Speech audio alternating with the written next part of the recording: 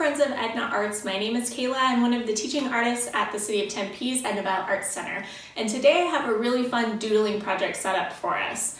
So to get started, let's take a look at some of the things that you have around your house that you can use for doodling. Whether you've tried doodling before, whether this is your first time, you probably already know that doodling is usually just dark writing instrument on a light writing surface. So you could use your favorite ballpoint pen, thin tip marker from a kid's Crayola set. If you have art markers like Prismacolors, you could use those. Regular old Sharpie, or my personal favorite is this Sharpie pen. Same old Sharpie, but it has that fine tip that's really great for small details. My inspiration for today's project came from rock stacking. And if you're not familiar with rock stacking, or even if you are, it's a great idea to go online and look at some source images. We're bending the rules of doodling a little bit here because the number one rule of doodling is that you have to clear your mind and go with improvisation. That can be a little bit overwhelming, and it's also fun to kind of have a concept that you're working off of so that you can create a series for your doodles in your sketchbook or even to hang or to gift. These images I got from gravityglue.com. You can look up any rock stacking images you'd like. It's also a really great idea to go out, check out some rocks. You might be surprised by how little we notice rocks and all the different ways that they can be shaped and the ways that they can interact with each other to make a rock stacking project. So once you've done a little bit of inspirational research, I want you to create a template for this doodling project. Now this part is drawing, not doodling, but it's still pretty improvisational. There's no wrong way to draw a rock. So you're gonna draw your own rock stacking formation. If you're doing this with kids, or if you're wanting to do this as a quick project, I recommend doing just a single rock tower. So I've created this very simple template right here of just a single rock tower. Now the glory of it being two-dimensional is that it doesn't actually have to balance, but you do want it to look like it potentially could balance in real life. You can see from the source images that sometimes they look a little precarious, but it still has a sense of balance overall, and that's what we're going for. So the next thing you're gonna do is start filling in your rocks.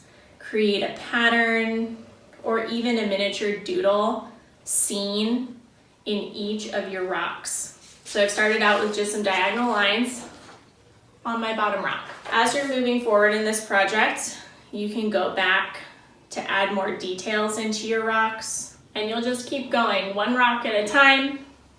I like to get a basic pattern or basic concept in each of my rocks before I go back and start doing the details. Now that was my basic template. I have this more complex template that I created earlier. This is more the type of template that's going to be good for an adult coloring book, or if you're going to use this for a study or a series of doodles to experiment with.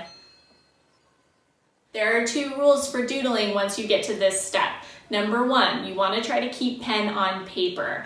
Don't get too much in your head. Don't try to plan it too much. If something doesn't go the way that you had intended when you started, just keep going with it and keep your creative flow going. It's going to exercise your artistic capabilities. It's also going to give you an opportunity to kind of meditate and zone out almost and just let the doodling do what it does. The term doodling can be traced back to a word originally used to describe a fool. We sometimes hear doodling referenced as a sort of silly, meaningless activity, and perhaps sometimes it is, but that isn't a bad thing. While you're directing your focus to follow the two rules of doodling, you're actually exercising mental resilience. The default mode network, or DMN, is a newer concept in neuroscience that describes a group of brain systems that we now know work together under certain circumstances. Systems in the DMN activate when we're not focused on some other mental task. This region of our brain can get really busy without our permission. Daydreaming, flashbacks, even worrying about the future involve the correlation of systems in the DMN. We don't even notice these things are happening until different parts of our brain get involved. Research has shown that utilizing certain intentional activities can be therapeutic in helping us send information from the DMN to other parts of the brain where we can process that information. This is a lot of science talk to say that when you doodle, the whole point is to let yourself focus on the physical action of doodling. Don't try to control the process or plan too much.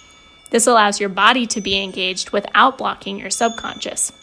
And it's been proven to help reduce stress levels, improve mental clarity, and even address mood.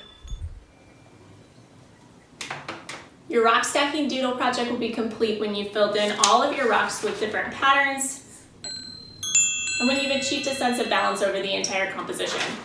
This is a really great project because you can do it over and over again. No two will look the same. You can pick out different themes and come up with a set of doodles for yourself. You can use these as adult coloring pages or give them to your kids and have them fill them in. It's a great project for the whole family. There's no wrong way to draw a rock and there's no wrong way to doodle. So make sure you get out there and try it. Show us what you created by tagging us on Instagram and Facebook at Tempe City Arts and hashtag EdnaArts. Thanks.